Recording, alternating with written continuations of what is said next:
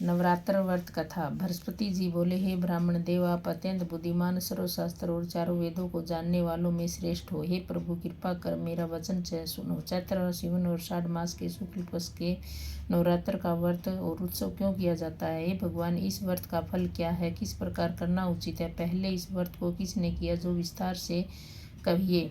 बृहस्पति जी का ऐसा प्रश्न सुनकर ब्रह्मा जी कहने लगे, बृहस्पति, प्राणियों का हित करने की इच्छा से तुमने बहुत ही अच्छा प्रश्न किया। जो मनुष्य मनोरथ पूर्ण करने वाली दुर्गा, महादेवी, सूर्य और नारायण का ध्यान करते हैं, वे मनुष्य धन्य है। यह नवरात्र व्रत संपूर्ण कामनाओं को पूर्ण करने वाला है। इसके करने से पुत्र चाहने वाले को पुत्र, धन चाहने वाले को धन, विद्या चाहने वाले को विद्या और सुख चाहने वाले को सुख मिलता है। इस व्रत को करने से रोगी मनुष्य को रोग दूर हो जाता है और कारागार बंद हुआ मनुष्य बंधन से छूट जाता है। मनुष्य की संपूर्ण संपत्तियां उसके घर में आकर विकसित हो जाती हैं।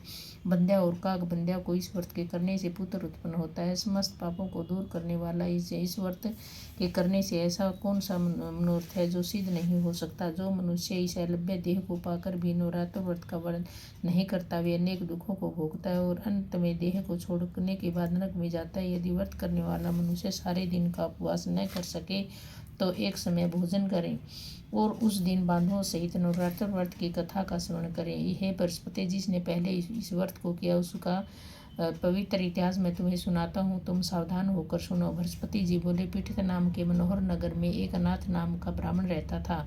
वह भगवती दुर्गा माँ का भक्त था। उसके संपूर्ण सद्गुणों से युक्त सुमति नाम की एक अत्यंत सुंदर पुत्री उत्पन्न हुई। वह कन्या सुमति अपने पिता के घर बालकपन में अपनी सहेलियों के साथ क्रीड़ा करती हुई इस प्रकार बढ़ने लगी, जैसे शुक्ल पक्ष में चंद्रमा की कला बढ़ती है। उसका पिता प्रतिदिन दुर्गा की पूजा और होम किया करता था। उस समय वह भी नियम से वहां उपस्थित होती थी। एक दिन वह सुमति अपने सखियों के साथ खेलने में लग गई और भगवती दुर्गा के पूजन में उपस्थित नहीं हुई।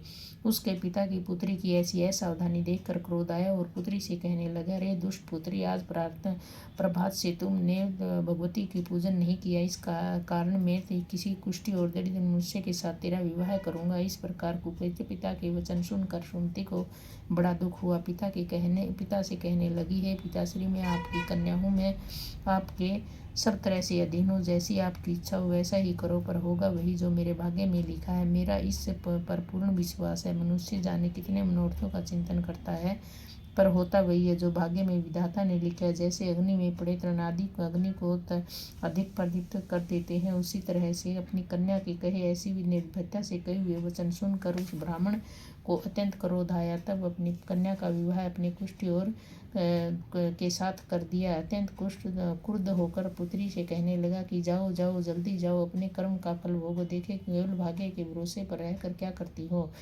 इस प्रकार के से कहे हुए पिता के कटु वचनों को सुनकर सुमति मन में विचार करने लगी, ओह मेरा बड़ा दुर्भाग्य, जिससे मुझे ऐसा पति मिला। इस तरह वह अपने दुख का विचार करती हुई सुमति अपने पति के साथ वन चली गई।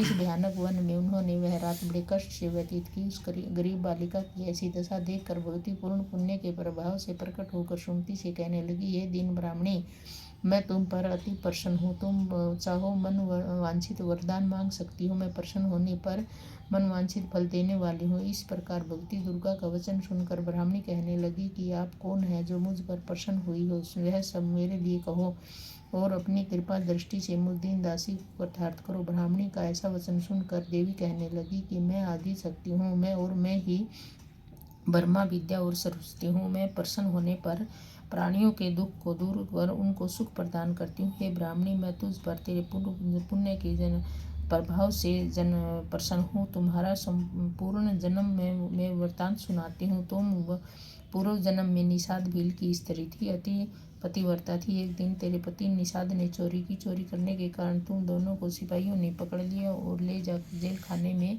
कैद कर दिया। उन लोगों ने तेरे पति को भोजन भी नहीं दिया। इस प्रकार नवरात्रों में 9 दिनों का तुमने न तो कुछ खाया न ही जल पिया, इसलिए 9 दिन तक नवरात्र का व्रत हो गया। ये ब्राह्मणी, उन दिनों में जो व्रत हुआ उस व्रत के प्रभाव से प्रसन्न होकर मन वांछित वर दे रही हूँ। तुम्हारी इच्छा हो वरदान मांगो। इस प्रकार माँ दुर्गा के कहे हुए वचन सुनकर ब्राह्मणी बोली, हे माँ दुर्गे, अगर आप अत्यंत प्रसन्न मुझ पर अत्यंत प्रसन्न है तो कृपा कर मेरे पति के कोढ़ को दूर कर। देवी कहने लगी, उन दिनों में जो तुम तुमने व्रत किया, उस व्रत के एक दिन का पुण्य अपने पति के कोढ़ को दूर करने के लिए अर्पण करो। मेरे प्रभाव से तेरे पति का कोढ़ से रहित और सोने के समान शरीर वाला हो जाएगा। ब्रह्मा जी बोले, इस प्रकार देवी का वचन सुनकर वह ब्राह्मणी अपने पति को निरोग करने की इच्छा से ठीक है ऐसे बोली। तब उसके पति का शरीर भगवती दुर्गा माँ की कृपा से पुष्टिहीन होकर अति कांति युक्त हो गया, और जिसकी कांति के सामने चंद्रमा की कांति भी क्षीण हो जाती है। वह ब्राह्मणी अपने पति के मनोरथ को देखकर देवी की स्तुति करने लगी। हे माँ दुर्गे, हे माँ दुर्गति को दूर करने वाली, तीनों जगत का संताप हरने वाली, समस्त दुखों दूर करने वाली, रोगी मनुष्य को निरोग करने वाली, प्रसन्न होने पर वांछित वस्तु को देने वाली और दुष्ट मनुष्यों का नाश करने वाली, तुम ही सारे जगत की माता पिता हो। हे अम्बे, मुझ अपराध रहित अबला के मेरे पति के कुष्ठी के साथ विवाह कर दिया, मुझे घर से निकाल दिया, उसकी निकाली हुई मैं पृथ्वी पर घूमने लगी। आपने ही मेरा आपत्ति रूपी समंदर से उद्धार किया है, आपको मैं बारंबार प्रणाम करती हूँ, मुझ दिन की रक्षा करो। ब्रह्मा जी बोले, हे बृहस्पति, इसी प्रकार उस पुण्य सुमति ने अपने मन से देवी की बहुत स्तुति की। उससे की हुई स्तुति सुनकर देवी बहुत संतोष हुआ। फिर ब्राह्मणी से कहने लगी, हे ब्राह्मणी, तेरे उद्दालक नाम का अति सुंदर, बुद्धिमान, कीर्तिमान और जितेंद्रिय पुत्र शीघ्र ही होगा। ऐसा कहकर वह देवी उस ब्राह्मणी को फिर से कहने लगी कि हे ब्राह्मणी, जो तेरी इच्छा हुई मनवांछित फल मांग सकती है। ऐसा भगवती दुर्गा माँ का वचन सुनकर सुमति बोली, है भगवती दुर्गे, अगर आप मेरे ऊपर प्रसन्न है तो कृपा कर मुझे नवरात्र व्रत की विधि बताइए, जिसके करने से आप प्रसन्न होकर मनवांछित फल देती है। इस प्रकार ब्राह्मणी के वचन सुनकर माँ दुर्गा कहने लगी, हे ब्राह्मणी, मैं तुम्हारे लिए संपूर्ण पापों को दूर करने वाली नवरात्र व्रत की विधि को बतलाती हूँ, जिसका सुनने से तमाम पापों को से छूटकर मोक्ष की प्राप्ति हो जाती है। श्रावण मास के शुक्ल पक्ष की प्रतिपदा से लेकर 9 दिन तक विधि पूर्वक व्रत करें, तो एक दिन भर का व्रत न कर सके तो एक समय भोजन करे, पढ़े लिखे ब्राह्मणों से पूछकर कलश स्थापना करे, फिर वाटिका बनाकर उसका प्रतिदिन जल से सींचे, महाकाली, महालक्ष्मी, महासरस्वती की मूर्तियां बनाकर की नित्य विधि सहित पूजा करें, पुष्पों से विधि पूर्वक अर्घ्य दे।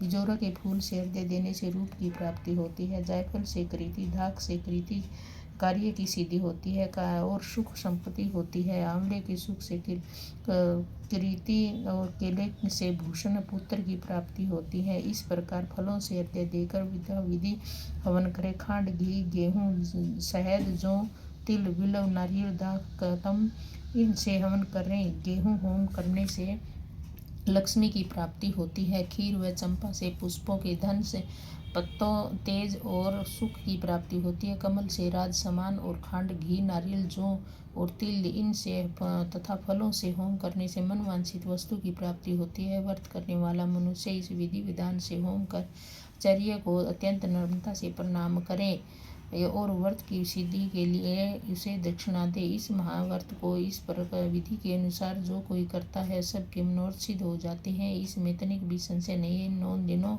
में जो कुछ भी दान आदि जाता है उसका करोड़ों गुना पुण्य मिलता है। इस नवरात्र व्रत को करने से ही अश्वमेध यज्ञ का फल मिलता है। ब्राह्मणी, इन संपूर्ण कामनाओं को पूर्ण करने वाले उत्तम व्रत को तीर्थ, मंदिर अथवा घर में ही विधि के अनुसार करें। ब्रह्मा जी बोले, हे बृहस्पति, इस प्रकार ब्राह्मणी को व्रत की विधि और फल बताकर देवी अंतर ध्यान हो गई। जो मनुष्य स्त्री इस व्रत को भक्ति पूर्वक करती है वह इस लोक में सुख पाकर अंत में दुर्लभ मोक्ष को प्राप्त होता है। हे बृहस्पति, यह दुर्लभ व्रत का महात्म्य मैंने तुम्हारे लिए बतलाया है। ब्रह्मा जी कहने लगे, हे ब्राह्मण, आपने मुझ पर अति कृपा की, जो कि अमृत के समान इस नवरात्र व्रत का महात्म्य सुनाया। हे प्रभु, आपके बिना और कौन इस महात्म्य को सुना सकता है। ऐसे बृहस्पति जी के वचन सुनकर ब्रह्मा जी बोले, हे बृहस्पति, तुमने बहुत सब प्राणियों का हित करने वाले इस अलौकिक व्रत को पूछा है, इसलिए तुम धन्य हो।